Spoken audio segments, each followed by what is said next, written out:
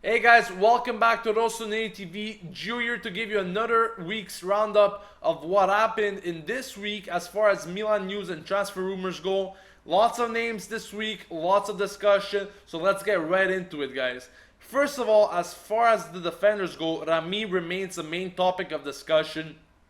As I mentioned last week, his buyout clause actually expired, and Galliani wanted to get a deal of Rami and Sissoko together for 7 million euros. However, Valencia is absolutely saying no to that, and they actually value Rami himself only at 7 million euros. So what Galliani is trying to do in order to sign both players, Rami and Sissoko, he's trying to include some players such as Zapata or Didac Villa or Birsa or Matri in order to reduce the value of these players. Now, an alternative to Sissoko if Valencia doesn't actually want to include him in the Rami deal could be Muru, a great option for Milan, still very young. So Milan, if they don't get Sissoko, they should definitely go for Muru. Now, going towards another player, Zaccardo, Christian Zaccardo has actually been shown interest from Turkish club Bursaspor. Now, I can't really say anything than be happy for this statement because I actually want Zaccardo to leave Milan, of course. And, a Turkish club could be a good idea for Zaccardo. However, not much information in this rumor yet. Another option that Milan is currently looking into is Udinese center back Urto. Now, as I mentioned, Milan really need to reinforce this department, and Urto could be a good option for Milan as a center back. Darmian, Milan are actually trying to bring him back in the summer. His contract expires with Torino in 2017. This player could actually be a good idea for Milan. Very young. He's been called up by the Italian national team in the training camp. Could actually have a possibility to be named in the final squad for Italy. So promising ideas ahead of Darmian. To end up the defender section, we got Drakovic. Milan is interested in the 24-year-old Drakovic, a Dynamo Kiev defender. Not much information on him, but saying that he's young and maybe still has a promising future ahead of him could be a good option for Milan as well. Now let's move in the midfielders and forwards section.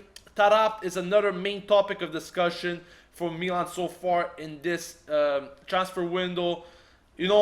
Today is his last day as a buyout clause expires today, and it's set at 7 million euros. Milan are definitely not going to pay that much to buy him out. So in the coming weeks, expect Milan and QPR to have some financial negotiations.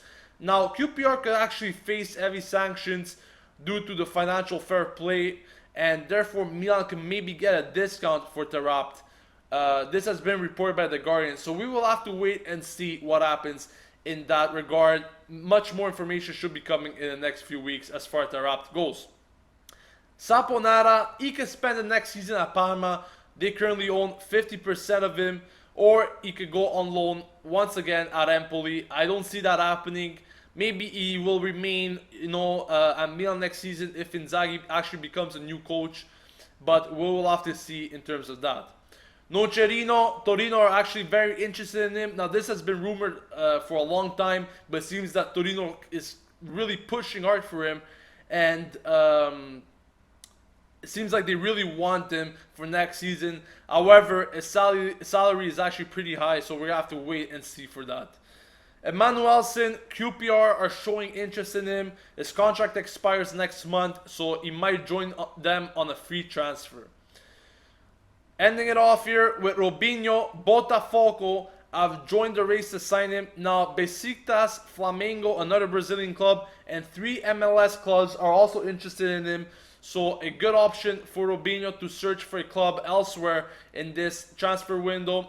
And it really suggests now with so much interest from so many teams that he will definitely be leaving Milan in this summer. Now, another really important topic I want to bring up is Cerci.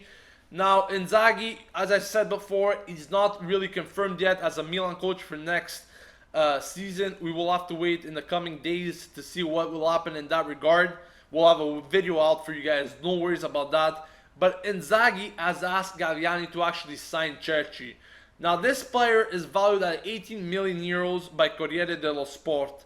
You know, Cerci is a great player, done wonders for Torino this season, and I will love for him to be becoming a Milan player next season. However, for that to happen, there needs to be some sales for Milan. There needs to be some players that will leave, some big players with large values to be sold. So we will have to see in that regard.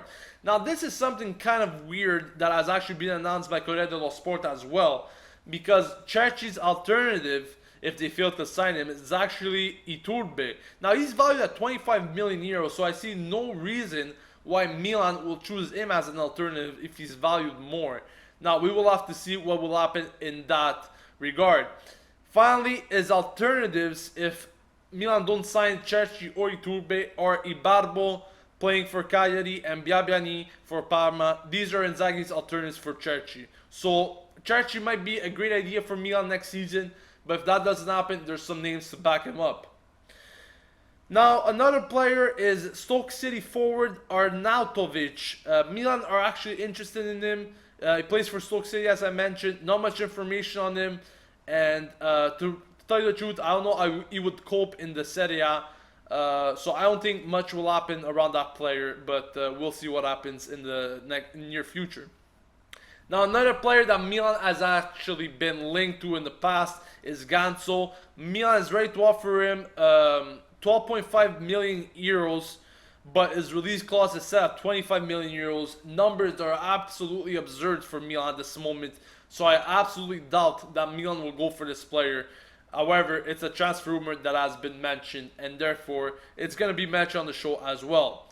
Now, to end up this week's summary and roundup, Paloschi, a player that many teams and fans actually want him to come back to Milan. Milan want him back, and Petagna might be included in a loan deal to Chievo as part of Milan's attempt to get him back. I would love Paloschi to see him back in Milan. The guy has been having a great season with Chievo. He's actually helped them a lot in order to not fall in that relegation zone.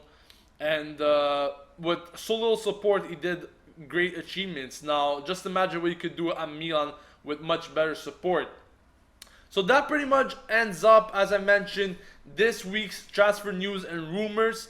Don't forget to subscribe to Rossoneri TV for more news, reactions, opinions, and much more. Next week coming many videos, World Cup preview, so be tuned for that. Stay tuned. Don't forget to subscribe to Rossoneri TV and also follow us on Twitter at Rossoneri TV. If you guys have any questions for us to answer, we'll be glad to do so. Thanks for watching, guys. We'll see you next week. This has been Gio from Rossoneri TV signing off. And as usual, Forza Milan!